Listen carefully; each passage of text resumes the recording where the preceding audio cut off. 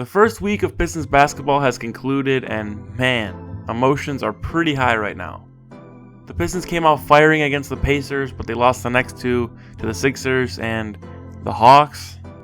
Through the first few games of the season, there's been a few trends that I feel definitely need to be addressed. So we're going to start with the first game against the Pacers. Andre Drummond is doing exactly what he said he was going to do, which is go out every night and prove that he's a max player. We've never seen him be this much of an offensive option before, and my God, is it fun to watch. Trae is really taking steps. I mean, he opened up the season with 32 points and 23 rebounds, just acting different lately. The game against the Pacers was a breakout game from Kennard, who I talk about a lot on this channel because he's becoming the player that Pistons fans want him to be, the player that I wanted him to be when I made the truth about Kennard a few months back. You can see how much confidence he has now, like he just knows he's a bucket. It's been said before, but it looks like every shot that Luke takes looks like it's going in. On Twitter, everyone was going wild because he got his 30 points on only 13 shot attempts, which is extremely rare, especially because James Harden is 3 for 26 from 3 on the season so far. If Luke can remain confident, efficient, and consistent, he's going to turn into one of the league's best scorers right before our eyes. The Pistons also got great games out of Derrick Rose in his Pistons debut, and Tony Snell had nice 10 points in the opener.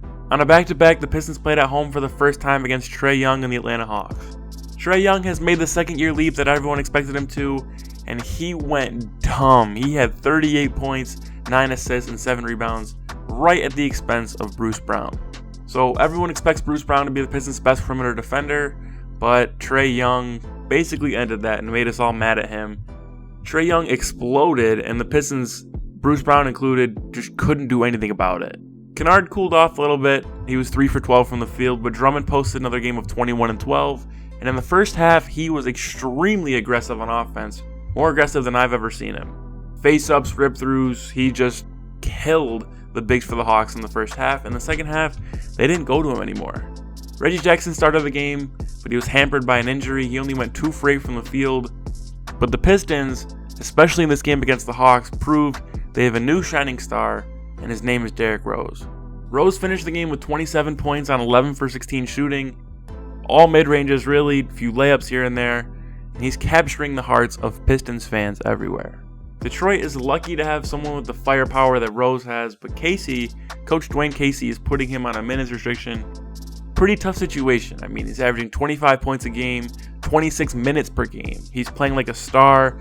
He's playing like the Derrick Rose that most of us remember, but Dwane Casey and the Pistons, rightfully so, are so scared of him getting hurt. They're putting him on a restriction because if he came down with another big injury, then the Pistons are screwed, especially with Blake Griffin already out. Derrick Rose is shooting an insane clip, but he's also averaging 4.3 turnovers per game and only 5 assists, so his ratio is not very good. He's got to find a way to clean that up. But the thing I like most about Rose has been his leadership. You can tell in his interviews, his way he acts on the court, he really only cares about winning and trying to do whatever it takes to win. Atlanta took that game from Detroit by a score of 117 to 110, giving the Pistons their first loss of the season. The final game of the week was an all-around abysmal night for Detroit against Philadelphia. Rose got his 31 points, but man, Dwane Casey made some big mistakes. The first one being, well, Reggie didn't play. He's injured. So the Pistons trotted out the worst starting lineup in recent memory. No Blake too, so lineup was Frazier, Bruce, Snell, Keefe, and Trae. And then Dwane Casey subsequently didn't understand why they weren't scoring the ball. Kennard and Rose looked like a bright spot off the bench. They're getting the minutes they deserve, the shots they deserve. And I understand Rose's minutes restriction, so I'm not calling for him to start, but I don't think Tim Frazier was the right guy to put with a lineup that can't score. I mean, I think you could have extended Kennard's minutes, made him start and play some minutes with Rose off the bench. Could have slid Bruce Brown over to the 1. I am very against Langston Galloway, so I was not calling for him to start with Frazier or Bruce. Christian Wood saw 19 minutes of action, scored 11 with 5 rebounds, so hopefully he's earned himself some more minutes. I just made a video about him, which you can go check out. It's at the top of your screen right now. Detroit, like every other team, is going to have problems with the Sixers, and they didn't even have Embiid, but their length, Tobias Harris went off for them. They stuck Matisse Thybulle on Luke, which is good coaching on Brett Brown's part. Mike Scott came in and hit 5 threes for them, which seems kind of fluke, but he's actually a decent player. 44 turnovers committed between the two teams.